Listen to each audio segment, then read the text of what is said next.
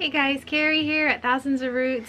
Today we're going to be going back to a couple different clips where the children and I made some cottage cheese. Not real cottage cheese, but I just accidentally discovered a way to make something like cottage cheese, so we'll show you how we do that. And then we also tried something new. I wanted to see if I could make yogurt in a stainless steel container, so that's going to be part of this video as well. Vlog today. She gave us a lot. We even left some for her calf. We'll make some cottage cheese today.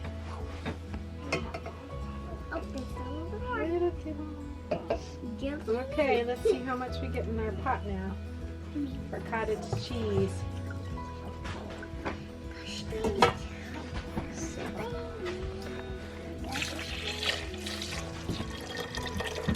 Last time for cottage cheese. Not for I told how to do bed. How much milk do you think's in that pot? I would say that's about a half gallon. I think we got a full gallon today. Yay. And maybe actually even more. Esther helped. Mama helped. And Josh helped. Okay, so I'm not an experienced cheesemaker at all. I accidentally discovered that I could make something kind of like cottage cheese. And so all it is citric acid for cheese making. And it's 2 teaspoons per gallon of milk. I have a half gallon today, so I'm just going to use 1 teaspoon of citric acid. And our milk is fresh out of the cow over here. So it's still warm. I don't even know what temperature. I just put it in. And the curds and the whey separate, and I mix it up with a little salt and then drizzle some cream on top, and it tastes like cottage cheese. So here we go. So I'm just going to drizzle the citric acid in, and I like to use this to gather up the curds, so Esther's going to stir it up and let the curds and whey separate.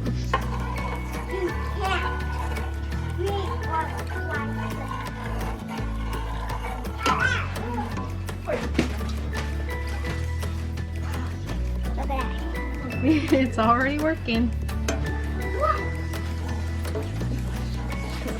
It should make enough for our whole family. There's 8 of us to have a small serving. Even better? It's almost there, huh? So now it's probably up to close to 100 degrees. I can't lift it all. Still definitely raw. And the curds and whey are pretty much totally separated. Let's see if I can pick it all up this time. That's not all of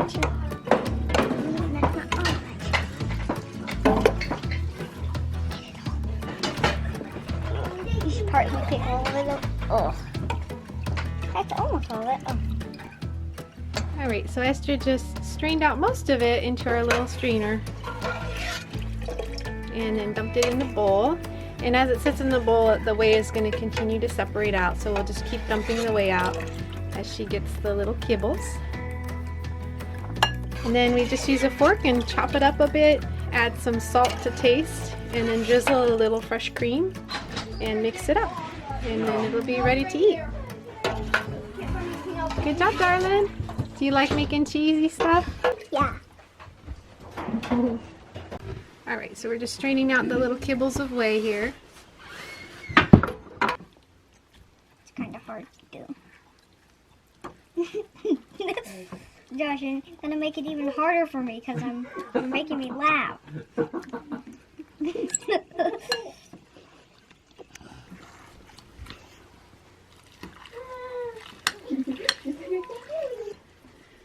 Just a little bit of salt. And our cream hasn't separated yet, so we're just going to do a little bit of fresh milk since we don't have cream right now. Ready?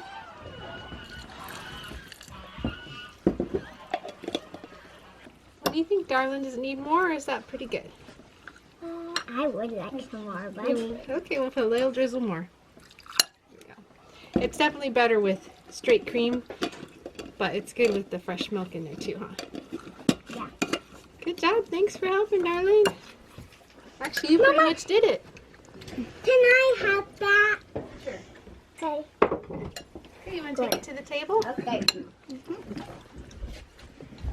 The jacket's pretty good for a medium. There it is. I want to be the taste tester. I already tasted it. There you go. I love it. You love it? Yeah. Good. Can I have some? Sure, Esther. Give it a try. It's a little serving for everybody. See what you think. I love it too. You love it too? Thanks for making it, darling. Is it- What do you It's think? good. It's good? All right. What's it taste like? Good. Tastes like good? Does it taste like cheese? Does it What do you taste like think, Nate? milk? It's really good. Here, a Really little bit. good. For, All right. a little bit for me, It's Jesse. super good. Daddy's even going to try it. He's not a dairy guy because he's got dairy allergy, but this is raw A2 cottage cheese, so you kind of have an aversion to this kind of thing because of what it does I to your used to stomach. love cottage cheese with on top of fruit. Remember Right. that? Mm-hmm. Until it started messing with your stomach, huh? That's good. Good. It has a sweetness to it. Okay, cool.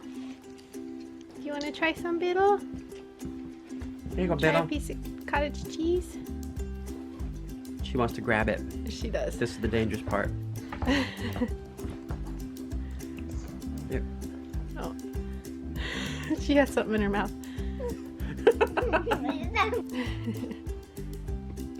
Ooh, that feels weird. You've eaten it before, darling. You loved it.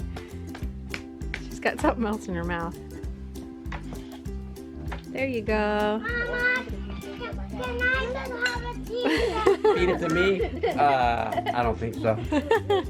Okay, I am actually trying something new today. We are transitioning on our homestead here in the kitchen mainly all over to stainless steel. Anything possible, stainless steel. And of course out on the homestead too, we're trying to transition to stainless steel because it's just sustainable. We end up breaking something every week pretty much on 8. Yep. So we're trying to little by little replace our glass items with stainless steel. It's very expensive, so it's just a slow process of adding one item at a time. And so today what I'm going to try is making yogurt in a stainless steel canister. I've never done it. I've made yogurt in glass many times, but never in stainless steel. And some people say not even to use a stainless steel spoon when you're making yogurt. So I don't know if this is going to turn out, but we're going to try it. And if it works, we'll let you know. I'm using a Bulletproof. It's a company online that sells great products and food. They specialize in coffee, mold-free coffee. So I'm using their half-gallon coffee bean canister here. And I've already got the milk in. I think I've got about 1.5 quarts of milk. And I've got my starter here. I don't know how much that is. It's probably 3 tablespoons or so. I never really measure. I just hold out a little from our previous batch and put it in. I think the actual amount is somewhere around a tablespoon or 2 of yogurt per quart of milk, something like that. I've never found it to make a huge difference how much I put in. I just put a little bit in and it always seems to work. So we're just going to dump the little bit of yogurt from our previous batch in and stir it up a little bit. And we'll put our lid on. This has an airtight lid that goes on and then another piece that's somewhat airtight. And then I just wrap it up in this towel. So this milk is the temperature that it is when it comes fresh out of the cow, which I think is somewhere around high 80s. The temperature of milk is actually, I researched it, it's about 101 degrees fresh out of the cow, but by the time we get the bucket back inside and get it strained, then it's down to about high 80s. And so I just try to keep it at that temperature by wrapping it up in this towel. So here's the really cool thing about making yogurt when you have a cook stove. I'm able to use the warmer on our cook stove as the place where we set the yogurt so that it stays warm. It stays at a nice temperature for making it's actually just a raw milk yogurt. And we love brown cow yogurt. That's what I use initially as my starter. I'm able to make about 3 or 4 batches of yogurt before then I buy a new brown cow yogurt at the store and start all over again. So let me show you where I like to set this on our warmer. And I set it there for about 24 to 48 hours. I put it directly on. I can touch it without being burned right now, but it's still fairly warm, and I actually put it straight on like this at first just to get the milk up to a little bit warmer temperature. But then I'll actually put a pot holder under this after a few hours just to make sure it doesn't get too hot, because this warmer actually will get to where I can't touch it with my bare hands. It's so hot. So I use a little pot holder underneath after a few hours. Tomorrow about this time, I'll check it and see if it's set, if it's thick yet. If not, I'll leave it a little bit longer, maybe even till the next day. And this yogurt, homemade yogurt, doesn't get super thick, but that's okay. We mostly use it for smoothies anyway. But it's so delicious. We love brown cow yogurt. It makes just a really creamy, delicious yogurt. Okay, it is 24 hours later since we started that yogurt, and I'll show you what it looks like at this point. I gave it a little stir, and it's definitely working. I'm going to let it keep going for another 8 to 12 hours, and then I'll put it in the cold box to chill, and we'll probably have it tomorrow. Okay, here's the final product of the homemade yogurt that we tried in stainless steel. I was going to make a smoothie, but I don't really have anything for smoothies today, so I'm just whipping it up with some raw honey, and we're going to put it on as a topping on pancakes. Sound good? Yeah, I'm making the pancakes. You're making the pancakes. Here's Esther over here. Esther is making the pancakes for us this morning. Mama was busy out with the cows, huh? Thank you, darling. Do you like making pancakes? Yeah. This is our wood cook stove. Works great. Some of you asked to see cooking on the wood stove, cook stove, and it's really super easy. I think it's even easier than using an electric or a propane stove. It's just constantly hot, huge surface, lots of room for pots and pans. Even a 7-year-old can use a cook stove, huh, darling? You just have some areas that are a little hotter, some that are a little cold, warmer, and you just figure out where those spots are and you cook appropriately. So she's got it on a kind of medium spot right now for the pancakes. So there it is. As you can tell, it's not super thick yogurt. It's a little bit more runny than a normal yogurt would be, but that's okay. It tastes delicious. It's going to be perfect for today as one of our toppings for pancakes. And then we've also got some strawberry sauce. Are you looking forward to eating some pancakes? Yeah. Me too. So the test to see if you could make yogurt in a stainless steel container was a success, I would say.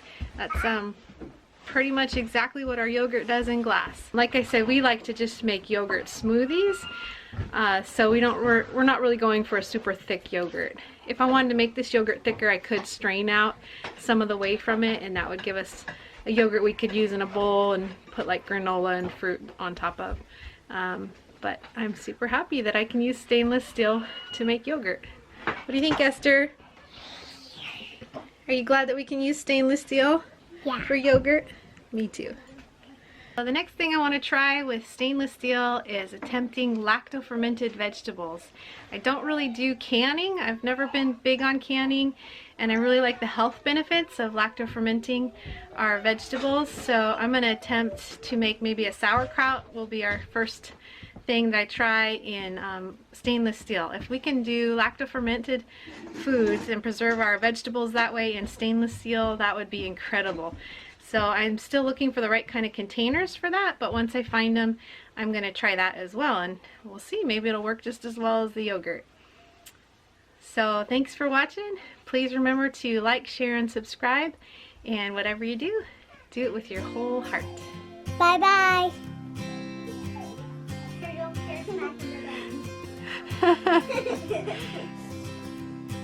Are you having fun, darling? She loves people's hair, don't ya? And Isn't that just so fun? Here by herself. Oh. And she has some crazy hair going on too. Huh? Oh, it's so fun.